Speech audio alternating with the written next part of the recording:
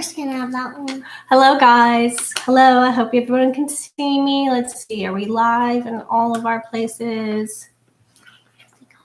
Let's circle that says it's loading, and then I'm like, is it live? Because it looks like it's live, but it's still loading. But for those of you that are just joining, today's topic is going to be how to introduce a new puppy or kitten to your existing dog. And so I'm going to reference older dog or old dog. That doesn't mean your dog's old. I'm just saying that was your previous existing dog before you got a new dog or puppy. And so we wanted to make some introductions. Let's see if he'll play with it. Okay, I think we're live in all our spots. So for everyone just joining, we wanted to introduce our new additions. We have Torvy, who's very feisty and does not want to be held right now. And then it looks like we're friends to our pack so that we can have cuteness in the house, but also distractions for dogs that come to join us.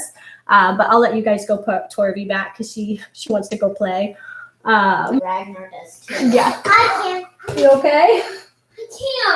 I can't. I'll put her away. Okay. I'll put her away. Well, kittens have claws, and that can be very emotional, Rigger. Can you please go to Daddy and see if he can help you? Because Mommy's in the middle of our Facebook Live. I'm sorry. Go to Daddy and see if he can help you. Okay. So if anybody knows a kitten trainer, we could use one. No, I'm just kidding. I'm kidding. And really, we recommend the same thing about kitties. However, because we have a dog training business that we use our kitties with. We really humble and loving and cuddling with people. And so we added them both to our pack at the same time. And so there's been a little bit of a learning curve for our family as well as how to handle and take care of siblings who often will tag team us, and one will be attacking one leg and the other one's climbing up the other leg. And so all kinds of fun goodness there. But so today's topic is going to be how to introduce what to do, what not to do. And then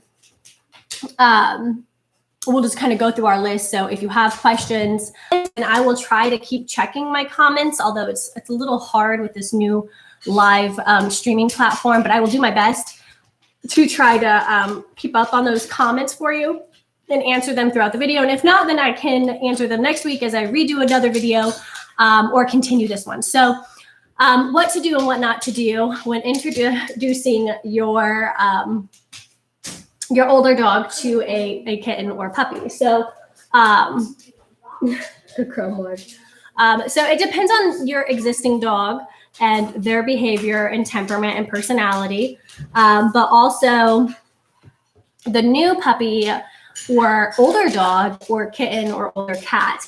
And so what we recommend to be safe from the very first introduction is if it's a puppy and a older dog, you can introduce them outside.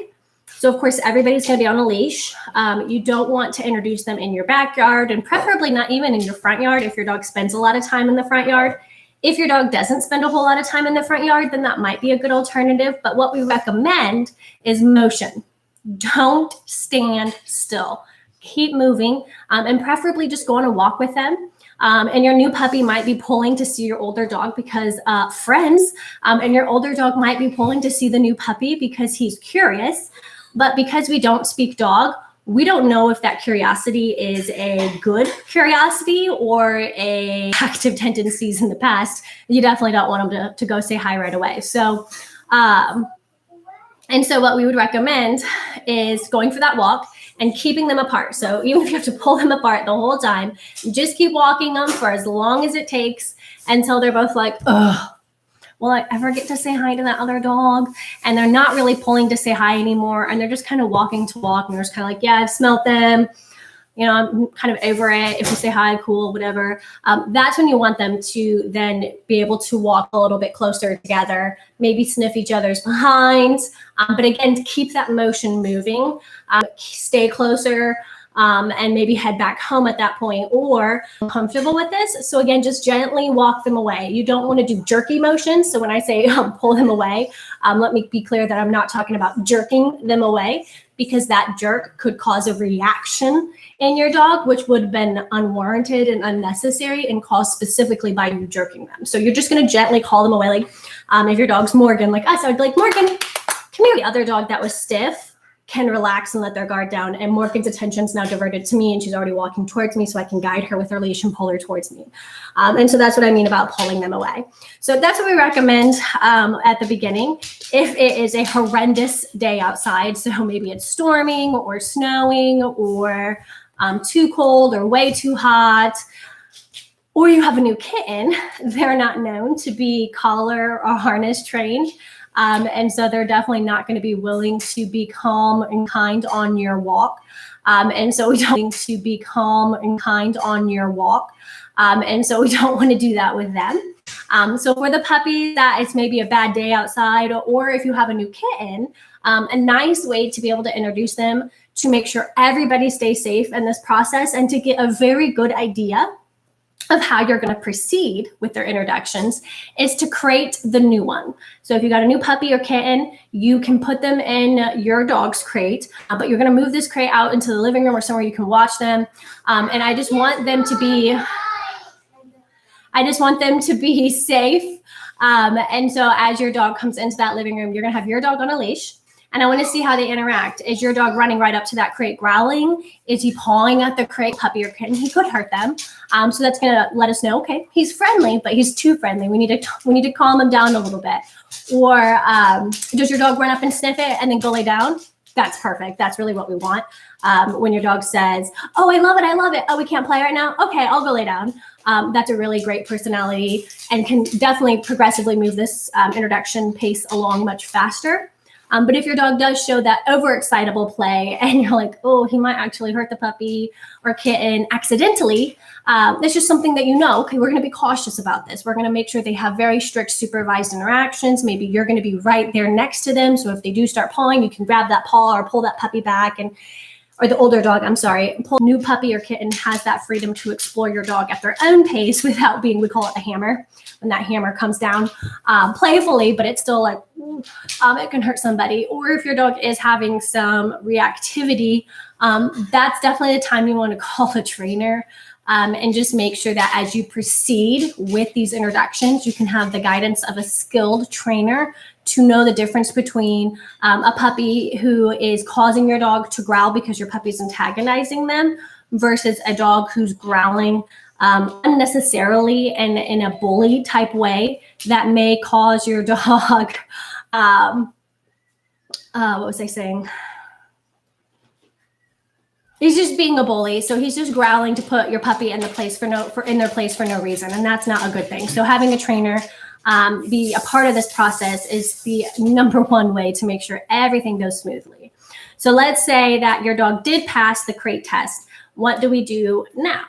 And so the crating, by the way, I didn't specify this, but for timeline wise, that puppy or kitten can be in that crate for anywhere from 20 minutes to an hour or so. And I should definitely use that. Not all people crate train a kitten. And so if you don't have a crate for your kitten, that's when you may use your dog's crate. If your dog doesn't have, again, disclaimer alert, if your dog doesn't have any resource guarding or territorial issues with its crate, if it does, then obviously that's just going to start bad blood between them. Don't do that. But I just want to make sure that the puppies and kittens stay safe. So if they're in the crate, how long do they stay in there?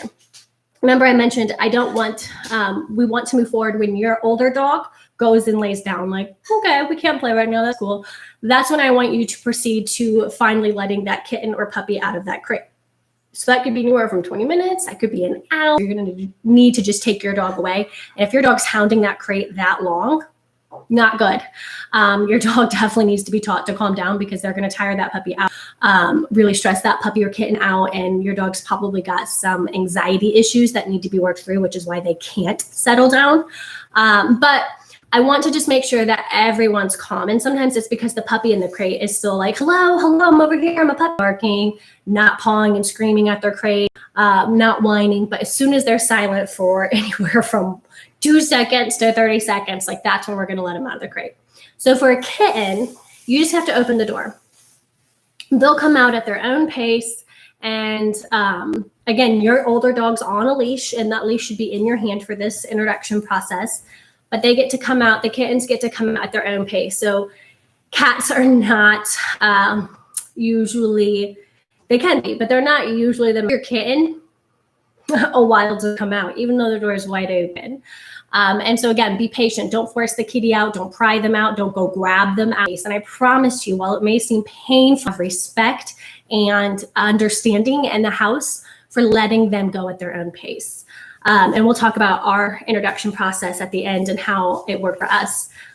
But super important to make sure nobody is rushed in this process. For the puppy, you're definitely going to want to put your puppy on a crate. Put your puppy on a leash before you let it out of the crate. So your dog may be chilling, laying down, and then you go to get the puppy and you open that crate, and now you're trying to put the leash on before the puppy runs out. It may stir up your dog.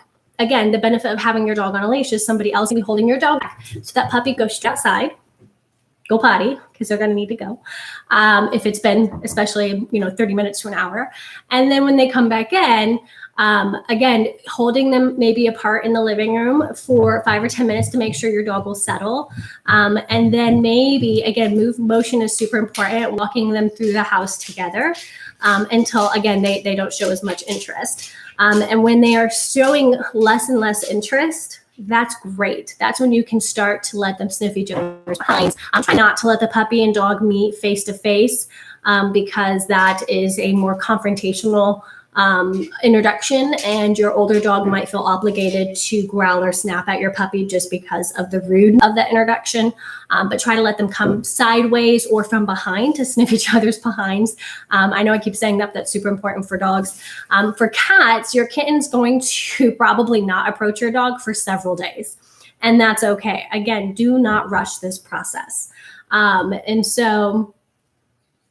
And even with your older dog and puppy, even if they're playing well, I wouldn't let them play for more than 10, 15, 20 minutes and then take your puppy outside to go potty and then put your puppy back in a crate for an hour or two, because puppies or babies, and an easy way to acclimate to having a new energetic distraction in the house. So again, making sure everything goes at a steady pace. Okay, we're talking about the tortoise and the hare fable here, right? You go too fast, you're going to tire out and get grumpy and frumpy. But if you take your time and your pace is good, you're going to win this race. So take your time and make sure that puppy gets lots of rest in between. So, all right, so let's say you're pretty confident. This has been going on for maybe 3 or 4 days now, and you're pretty confident your dog doesn't have any issues. Your puppy should always have the leash on for the first several weeks or even the first couple of months home, depending on how feisty and testy your puppy is. And the leash is just our umbilical cord to be able to teach the puppy house manners, respect, some obedience commands. Puppies are puppies, so we can't expect too much of them, but we can definitely help them. Like if they start getting feisty with the kids and biting at the kids' ankles and stuff, I have a leash on them, so I can kind of, tug on that leash a little bit and be like, puppy, come here. And as soon as they turn to me, I've got a toy to show them, oh, chewing's great, but just not on my children. So here, chew on this toy. And so that leash is a really great training tool for those first several weeks or months with your new puppy. And even if it's just dragging behind them most of the time, that one time that you're going to need it because your puppy's testing something new that they've not explored before, it's such a wonder to have. For your older dog, you get to decide based on knowing your older dog for as long as you've known them, their personality, their temperament. You get to decide when to take that off. And so it may be day 1, it may be day 3. And I'd rather you be overconfident, overcautious and keep that leash on longer than you need to than to take it off too soon. And we've had so many families contact us where they got a new puppy, brought it home. It was fine for the first day or so. Nobody had a leash on. And then the older dog corrected the puppy and went off on them because the puppy was antagonizing them and they didn't have a leash on them. And so the puppy did get some cuts, and now the puppy's going to be having that trauma in its life where it is going to be more maybe reactive or anxious around other dogs because of that one stupid incident that could have been prevented by having proper boundaries put into place. So, and I'm not saying people are stupid. I'm saying that incident was stupid. So you don't know what you don't know. And that's why I'm doing this video. So I would never call anybody stupid, just so you guys know. I'm just saying that situation was unnecessary. So, okay, so I have some notes here to make sure I don't get off on too many tangents. Okay, so like I mentioned, making sure the puppy gets plenty of time away from the older dog. The same is true for kittens. So even if your kitten's out for 20 minutes or an hour or so, and is not one time tried to go up or approach your dog, that's okay. But your kitten still needs a break. I don't know how you raise kittens, but we have a specific room the litter box is in, and that is their quote unquote bedroom. The dogs are not allowed in that room because I don't ever want to have to worry about my dog trying to eat their kitty litter. And I want to make sure that the kittens also have a safe space away from the dog so that when they are tired and just want to relax, they can go there and know that they're going to get that. And so that is quote unquote their crate. And so we'll put our kittens back in their room. It's just a bathroom that we close the door. And we keep them in there for another hour or two. So if they're out for an hour or two, and then they get to rest for an hour or two. And it's excruciating for our children because they're new, cute little kittens. But they understand the benefit of going slow now and slowly building up that kitten's confidence and tolerance to our house and our levels of distraction that our house present, so that that kitten can be more balanced when it does finally integrate into our pack. And so they get to just stay in there. There's a multitude of reasons we do that. Just like we take puppies outside often to go potty, we put kittens in that room to make sure that they have plenty of access to their litter box. And that way we can, number one, make sure they're only going in their litter box, but also make sure they get rest and that they get plenty of time to eat as well, because kittens are like puppies and they'll get super distracted and then they may not eat their food most of the day because they've been out in the living room hanging out with us. So lots of reasons to do that, but most importantly is for the kitten and puppies development, right? Babies grow, we process and sort through things when we're sleeping. So they need that forced rest time. So once your dog and puppy are doing better together and they're having more play interactions together, again, your training's not done. Your puppy and sometimes your kittens won't stop. And so your older dog, who was fine and totally liked having this new addition, is now tired and over it and just wishes that your puppy would leave them alone so they could just get an ounce of rest in this house. And so that's your job as the adult human in the house to make sure your puppy is reading and understanding those cues from your adult dog, your older dog. And so what are those cues? What do they look like? So I'm done. I'm going to call it I'm done. Body language could be your dog turning its head away from the puppy, like, please stop, just leave me alone. It could be what we call whale eye. So if the puppies over here are like, bark, bark, bark, play with me, and your dog's like doing this thing, like trying to escape to their happy place and like totally avoid them. When you see a lot of that whites of the eye, when they're looking in a specific side direction, that's what we call whale eye. And that's also a stress signal saying like, I'd rather be anywhere else but here right now, please help, or please leave me alone. If your dog's getting up and walking away or running away from the puppy, growling, snapping, these are excessive corrections or shouting of please leave me alone. So those first three I mentioned of your dog turning its head away, using the whale eye, or walking away, those are more subtle, saying, please leave me alone. Your dog's being very polite and he's trying to get the space he needs. And if your puppy keeps persisting, then your dog's going to take it to the next level and he's going to go to shouting, which is growling, or physical corrections, which would be snapping or biting or attacking your puppy, which is not good. And you don't want your dog to ever feel like it's okay to get to that level. Not that growling is necessarily a bad thing. I would never correct a growl, but I would show an alternative to needing to do the growl. And if that alternative is not something that your dog can get because there's a puppy that just keeps coming at them, then it's your job to make sure your dog never needs to escalate to the growl, the shouting level of leave me alone. and that your puppy is responding to those more subtle cues. And they can absolutely respond to those more subtle cues. So having a leash on your puppy, again, because you always should for those first few weeks or months, as your dog is starting to show some of these signs or just trying to lay down and your puppy's like gnawing on them, that's when you would call your puppy away. And you would keep your puppy away from anywhere from 10 to 15 minutes so that your dog can have that rest. If your puppy lays down, cool, then I would let go of that leash. And when your puppy wakes up from its nap and wants to go back, okay, we'll see how it goes. And if your dog is still showing these signs, then your dog still needs time away. And again, call your puppy away. Or if your puppy does, take a nap and then go back and your dog's like, oh, I'm ready to play because I got to have a rest. Fantastic. Or you might see that you pull your puppy away and then 5 or 10 minutes later, your dog's coming over like, hey, do you want to play with me now? Us parents, right? We all love our kids. Unconditionally. I would die for my kids. I would do anything for my kids. But sometimes I just need to get away from my kids, right? And since we are homeschooling, I work from home with my husband from home. There's not a whole lot of places to get away from my kids, right? Like I'm at home 24/7 all day, every day with my kids. And so I'll literally, I need to be better about it, but I'll literally will put myself in my room and say, okay, mommy's going to go away for 5 minutes. I'm going to be in my room. If it's an absolute emergency, come get me. Otherwise, do not knock on my door. Do not say, mom, do not ask me a question. Like I need this space. And I need to get better about it because I'm not great. And my kids will actually put me in my room. They'll say, I'll start losing it and yelling at everybody and just, ma, and I'll be like, Mom, do you need some time in your room?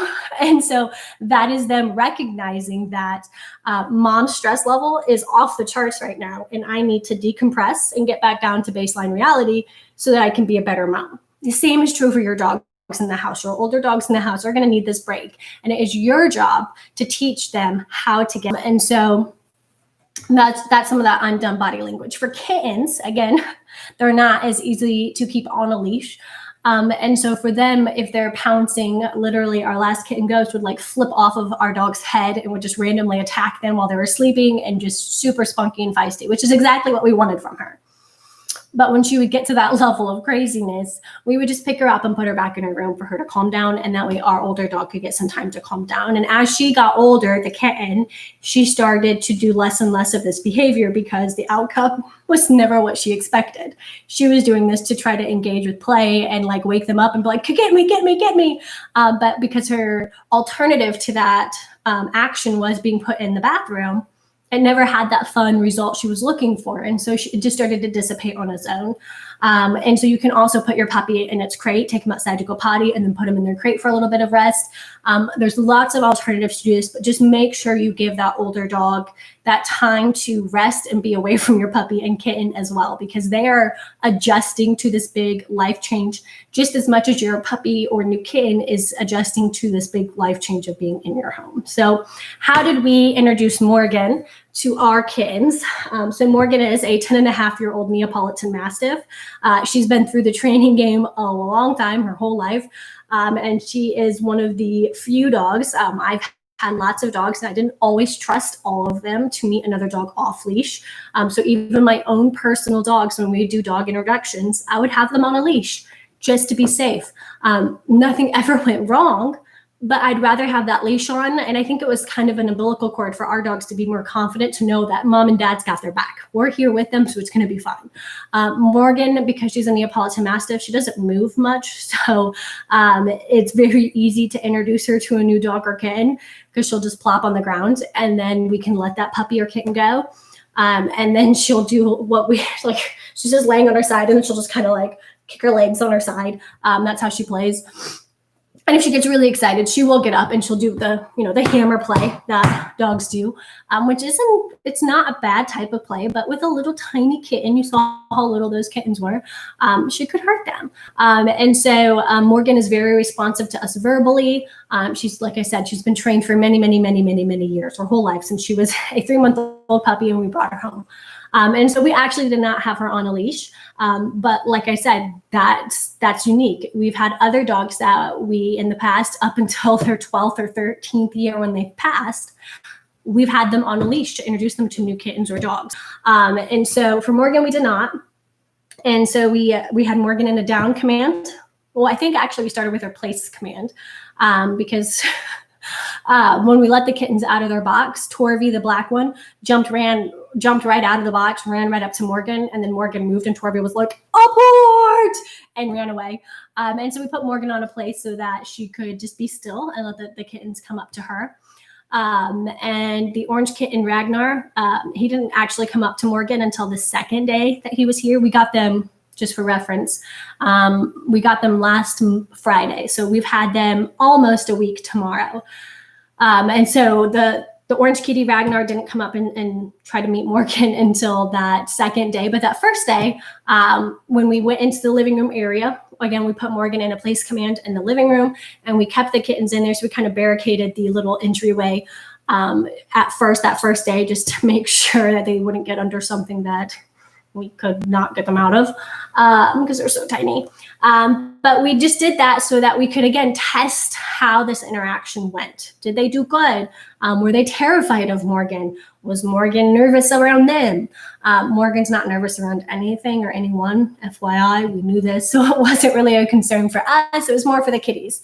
But because we put Morgan in a place, she would literally fall asleep because that's what Mastiffs do best. And the kittens would run up and like paw at her paws or her head or her tail. And then she'd wake up and look at them, and then they'd run away. And so this went on all that first day. So they never really like made contact, but they would try to or accidentally bump her cot and wake her up. And then they'd be like, oh my gosh, it moves.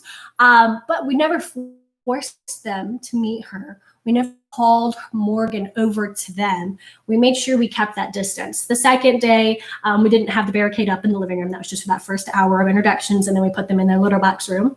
But the second day, we didn't have the litter box or the barricade out. And so Morgan was free to come and go. The kittens were free to come and go. And of course, the kids all had a kitten assigned to them that they could follow around the house and make sure that they were only let them be out for an hour or so, and then put them back in their litter box room for an hour or two, and then back out. And we didn't let the kids run after the kittens and pick them up. They were allowed to follow the kittens, and they were allowed to call the kittens over to them. So if they sat down and they called the kittens over to them, they could use a toy to lure them in. But if the kittens came to them, then they could pick them up and set them on their lap. But they weren't allowed to run up and pick them up. And I think that's very important with families with little kids in the house as us. We have a 7-year-old, a 6-year-old, and a 4-year-old. They're very grabby. They want to love to death, literally. Like they would just grab these kittens and be like, I love you so much. And so we had to put boundaries in place for them. And there was some tears at first. I just want to hold the kitten. I just want them to like me. And so we had to talk about kitten behavior and puppy behavior, and that the way they're going to love you is by knowing that you care enough about them to let them go at their own pace, to let them know that they have the freedom to explore without being forced to your ideas and what you want to do, but just to let them be them. And then they're going to see that you are their best friend, and they're going to want you. And that's exactly what happened. So we've had them almost a week now. And if the kids sit down and call them over, the kittens actually come running over and jump on their lap. And they may not stay there very long, but they at least come over to be like, hey, I love you, bye. Which the kids just like, their hearts are over the moon right now because of that. But we also set those boundaries in place so that the kittens didn't feel like they had to be badgered on all sides from the humans and the dog in the house. Not that the dog did anything. We have not introduced the kittens to the client dogs yet, even though that's why we got them, to be distractions for dog training. They're kittens. They're not ready for this. We don't know how all dogs are going to react to them. Some dogs that come to us do have kitten reactivity issues, which is why we got these kittens, but we have to build a solid relationship between us and these kittens before we get to the point of possibly introducing them to a dog that has kitten reactivity, so that we can make sure that the cat will trust us and not try to run away or hate us for the rest of their lives. I don't know if you know this, but cats are not forgiving, or not as forgiving as dogs. But yeah, we're not going to do any of that for a really long time. If we have a calmer dog that doesn't have any issues with cats, maybe has cats at home, we might start with them. We will start with them to introduce our kittens to them first, to make sure that our kittens are well balanced and dog friendly and aren't afraid of dogs. But again, we got two different types of personalities. And so I expect one of the kittens is probably going to be like run up and attacking them and trying to play with them right away. And the other kitten's going to be like, nah, I'm here for people. So if any people want to pet me, which is exactly what we wanted. So that, again, we can teach dogs that some kittens want to play with you, some don't, and you need to respect that. So I'm going off on a rant here, but that's kind of how we introduced our dog to the kittens. If Morgan would have been trying to get off of her place cat and chasing those kittens, we would have put her in her crate or put her on a leash so that the kittens could get some free time to explore without her. But because she's a Mastiff, she doesn't move much, we didn't feel like that was necessary. But again, it's not because that we are dog trainers, and Morgan's been through a lot of dog training. She has, but we've had other dogs that have been through a lot of dog training that we still would have kept on a leash. So I just like to be totally clear and humble and upfront about that. We still leash dogs to meet new dogs and puppies and kittens just to make sure everything goes fine. Because if there is a scuffle, whether our dog started it or the other dogs, which thankfully our dogs never started it, but just in case, we could just pull the leashes apart before anybody got seriously hurt. If there was a leash on one dog, you could pull that one dog away, but if the other dog's attacking them, they're just going to keep coming back. Or even if they were not the aggressor, they may still want to finish the fight. And so again, they may still come back. We need 2 leashes on all parties, even the dogs like Morgan. And we want to introduce her to a dog reactive dog because she's the best dog to do that too because she doesn't move. We still have Morgan on a leash. So that if that dog was to make a wrong choice, again, we're professional dog trainers. We never let it get to that point. We always start with very controlled situations. But I'm also a mama bear in that I don't trust anything's possible, right? No matter how much cautious we are, no matter how much training we've done, I am not, my ego is not big enough to tell me that I will never make a mistake as a dog trainer. Again, I've never had a dog get close enough to that situation, but we have had some dogs introduced to Morgan that I could tell the other dog wasn't ready. And so we just called the other dog away. Whoever had Morgan's leash walked her away. And then we went and did some more reps of training, and maybe a couple more days passed and we got a more solid foundation, and then we did it again. And when I say we let them meet, I'm not talking about face to face right up to each other. I'm talking like 6 feet away from each other walking on the street. So again, very, very safe distances apart. That's even closer than I would do that first day. We start far apart and we get closer and closer and closer. But we do that at a slow pace because I want to be able to read the other dog's body language. So before they make a wrong choice, we can abort the mission, build up more confidence, and then try again. So that I want to teach that reactive dog some coping mechanism skills. So if they see Morgan and they don't want to play with her, look away. Just don't even look at her. Pretend like she's not there. And Morgan never has to get closer. And Morgan won't be a very good judge of body language and character from other dogs. So if there's a reactive dog around, Morgan's like, whatever, there are other dogs that want to play with me. I don't have to come see you. And so again, just being able to teach them those skills, but totally getting off topic here. The leashes are the most important thing with this introduction process to make sure everyone and everything goes smoothly, and that every animal in the house, make sure they get plenty of rest, escape, and rest. Rest is that most important thing, and a clear set of boundaries. So if you have any questions about introducing your cat or puppy to an older dog, please post them in the comments if I did not address that. Otherwise, I hope this video was helpful for you and your family, and I hope to see you guys next week at our next Facebook Live. Bye.